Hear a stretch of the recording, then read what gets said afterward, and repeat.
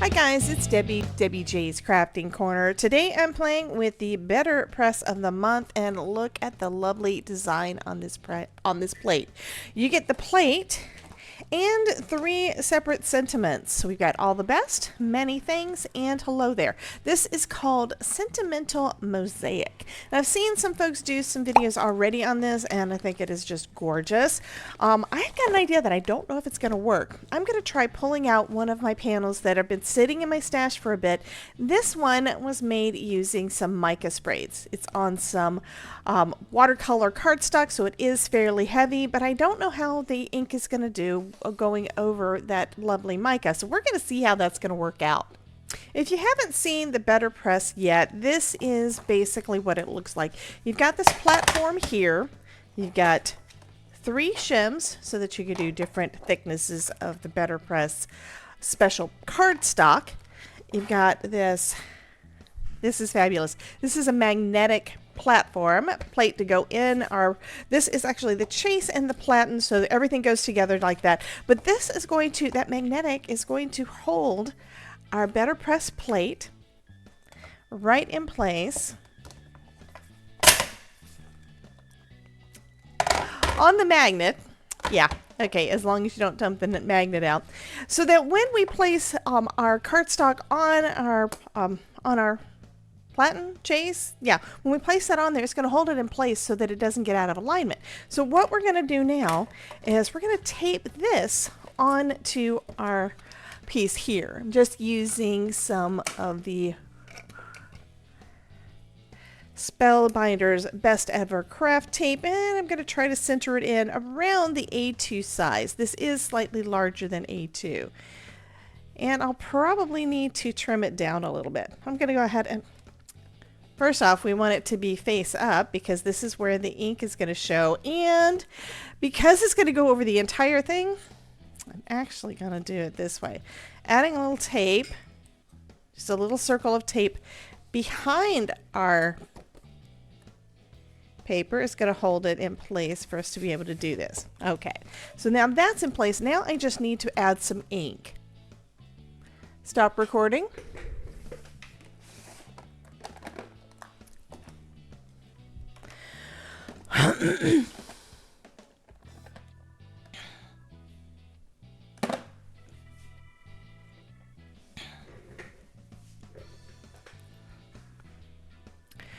Start recording. So the ink is special too. This is the Betterpress Black Betterpress ink. This is an archival ink, but it is thicker than regular archival ink, so it works better. You can use different inks and different papers, but if you want the best result, this is what you use. You use the Betterpress paper, which is thicker and it's kind of a linen cottony consistency. It is just so lovely. It feels so nice in your hand. But you use that, and you use the Betterpress ink, and you keep your plate straight because it looks like I somehow knocked it off just a touch. And because this is a magnet and it's a big magnet, it is a little hard to let go. So I'm using my little magnet here to move it around a little bit on the area that I didn't already ink. And let's go ahead and add some more ink. But look at that. So basically the way that you do this is you do a twist and lift when you're adding your ink down. You just want it to go on the surface of all those raised bits.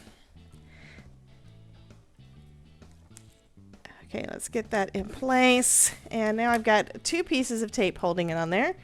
And I'm going to go ahead and get this done. So adding it over there, it causes the paper to basically hover over the design. And it doesn't look like it's placed quite right. I think it's still going to work. Okay, now I'm going to just run this through my die cutting machine. It's going to press those springs down so that it goes directly up. It is going to push the paper into the design, and it's going to be perfectly straight. Okay, let's take a look. And I think that does look kind of cool. It still has all that shimmer and shine beneath and behind the black ink, but I think that looks nice. So that's going to be our background for our card. So now I'm going to do the sentiment. So I've got the sentiment positioned straight in the middle of our base here, which has got all of the nice grid marks, right? I'm going to place this over the top, and this is going to help me with aligning it. Just got a scrap of some watercolor cardstock, and I marked off right where, when I do a punch, it's going to be right in the middle. So right here are the two edges of the punch. So I want to make sure that this stays pretty much in the center. And that's just to help me get everything positioned correctly. And I'm just going to tape this in place. And if it's off a little bit, that's okay. Actually, I'm going to slide it up a little bit more. Add some tape just to hold it onto our plastic piece here. And I'm going to go ahead and add that ink, just like we did the first time.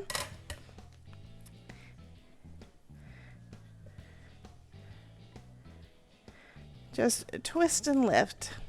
There we go. And again, we need to make sure that the cardstock is facing our plate.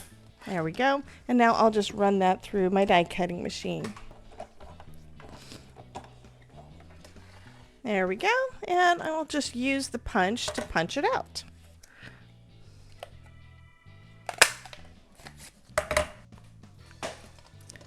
So another way that you can do this is you can actually use your Betterpress plates with your hot foil system. It will go through the glimmer system.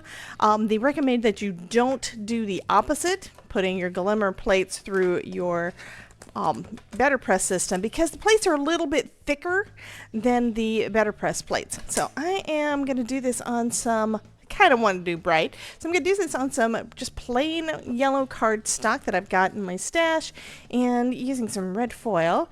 And this guy here is pretty big, so let's just do an estimate. Say that should be about enough. Actually, I'm going to just use a piece of cardstock to measure out how much of the foil that I need, because I know I'm going to go pretty much over the entire panel.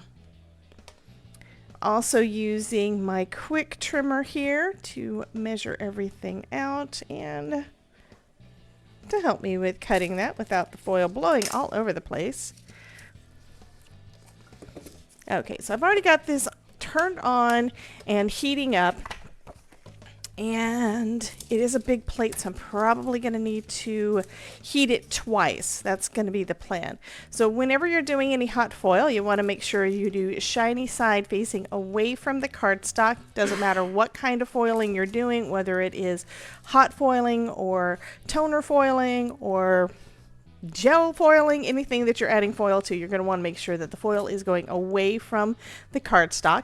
With hot foil, this gray part here, the matte layer, is always going to be the part that has the adhesive. So now what we're going to do is we're going to place this down onto the glimmer system right on top of that plate. There we go. And then I can add my thin shim and my spacer pad, and I'm going to wait for it to heat back up again, and then I think I'm going to turn it off and back on again, so it has plenty of time to heat up. Because of it being such a large plate, those do take longer in order to get all of the nice pretty detail. So now we're going to just roll this right through our die cutting machine. I did do the timer a couple of times and it said it was all ready to go. So let's see if it got hot enough. If it doesn't, I can always use another piece of foil and do another piece of card. This is an experimentation kind of thing. It does take a little getting used to see exactly what's going to be perfect, but I really don't have a whole lot of issues with it. And I absolutely love adding foil. I mean, just with just the foil, even without the yellow behind it. This is pretty just with that imprint. Okay, we're going to let it cool a second. And just looking at it, it looks like it did get a good impression. So you can see all of the fun lines there. Okay, so let's go ahead and reveal. And that is lovely. Now I do have a little bit of overfoiling. That is okay. What we're going to do for that is I'm going to take an eraser And I'm going to just gently rub off the excess. Now what you really wound up seeing is just the part that flaked off of our foil sheet.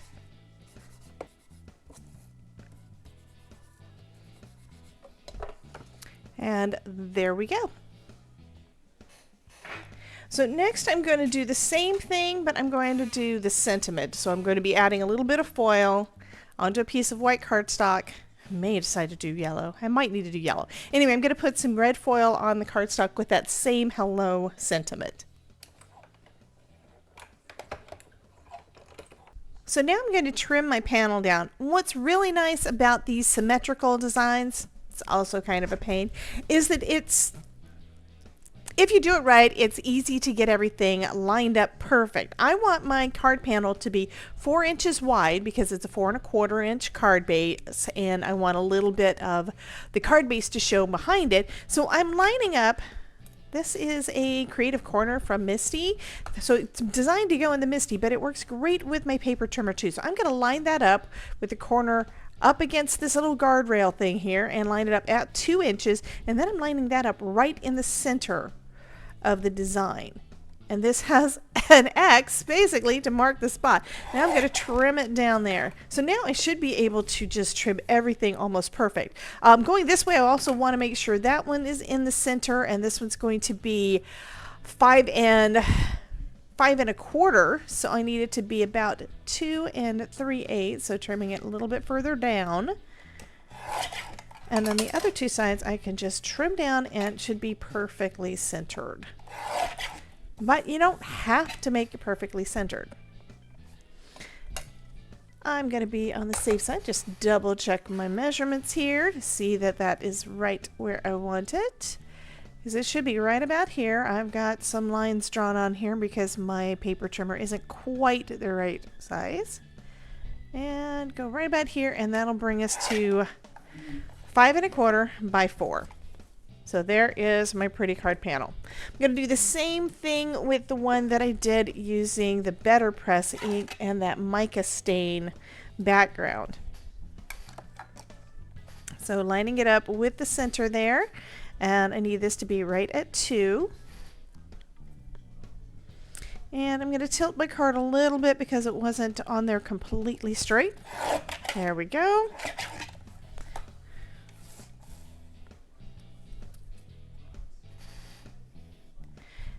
I can already tell that this side is a little bit shorter, so I'm going to go ahead and just cut it right at 5¼ and now I should be able to cut this at 4, and that's going to go great on the card. It is a little bit lower.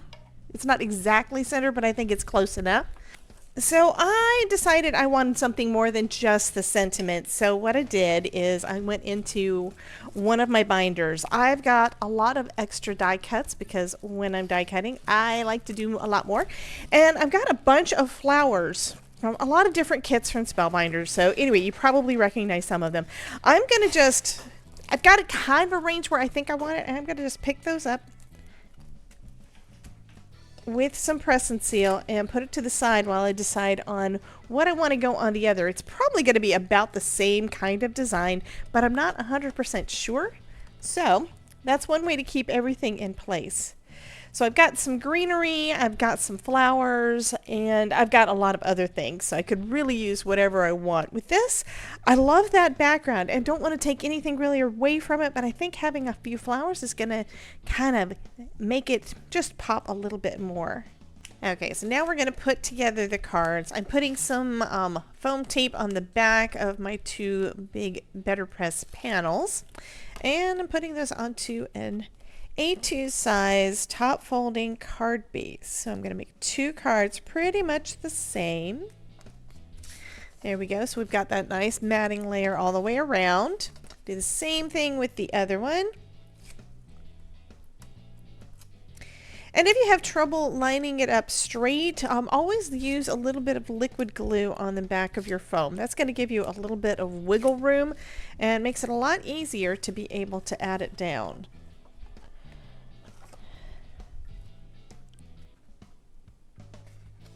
Okay, I'm going to say that that is going to be close enough. And now I'm going to add my little my sentiment and everything. So on one of my little flowers, I actually had done that one using some double stick tape. I die cut it out after having put the tape on there, so it's already got a little bit of adhesive on there, but I need to make sure I remove the backing paper. And now I can just add a bunch of glue to the back of this with everything still in place. And this is one of the wonderful things about using press and seal. We need to definitely say a big thank you to Jennifer McGuire's husband for inventing this. This is fabulous. Now you may notice I've got a little flower poking out over there. That's where I've got the top piece for the flower. I'm not going to add any glue to it yet because it's not lined up straight. So I'm adding glue to everything else.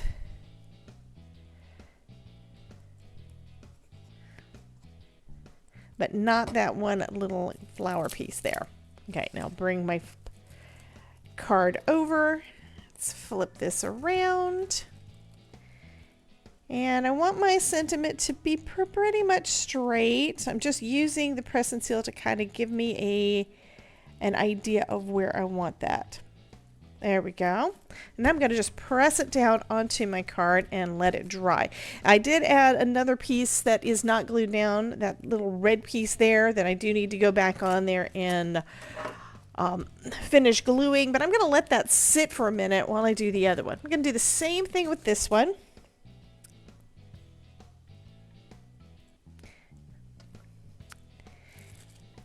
And it looks like one piece did pop off, but that's okay. I can reposition it. And I think it'll look good right about like there. I want those little buds to show. Press those back into the press and seal.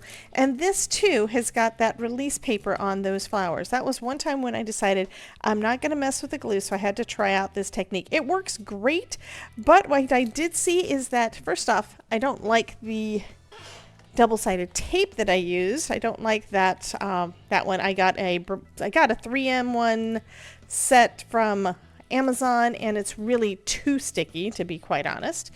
And I found that actually even just using glue isn't really all that difficult for me. So you do you. Whatever works best for you, use those techniques. I believe in using whatever tools make it so that your creativity is the easiest to do. Now I'm going to go ahead and add my liquid glue. This is my Barely Arts glue on the back of everything.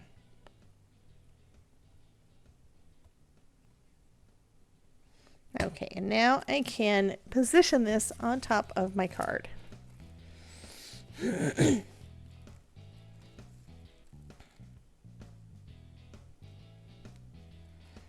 And we're just going to press that down. This one also has an extra flower there that I do still need to glue down, but I'm going to let everything set for a second, and then I'll go ahead and glue that down. So let's peel off our press and seal.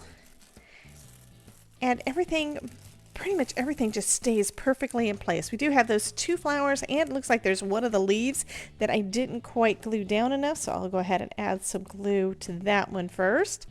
And now I can just put those two little flowers in place.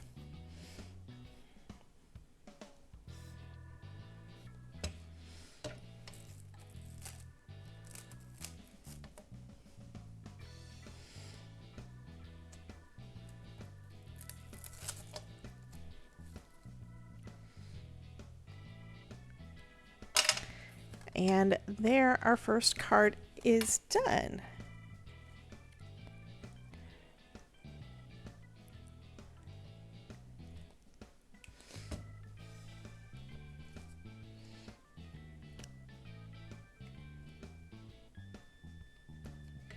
And there we go. I think those both turned out super, super pretty. One using just the regular Betterpress system with the Betterpress ink over that fun shimmery mica stain background. Use what's in your stash, guys. And then this other one that I added some fun foil to just a plain yellow card panel. Looks fabulous. You guys have a wonderful day. Be sure to check out this playlist for some more videos where I'm using Spellbinders products. And I will talk to you soon. Bye, guys.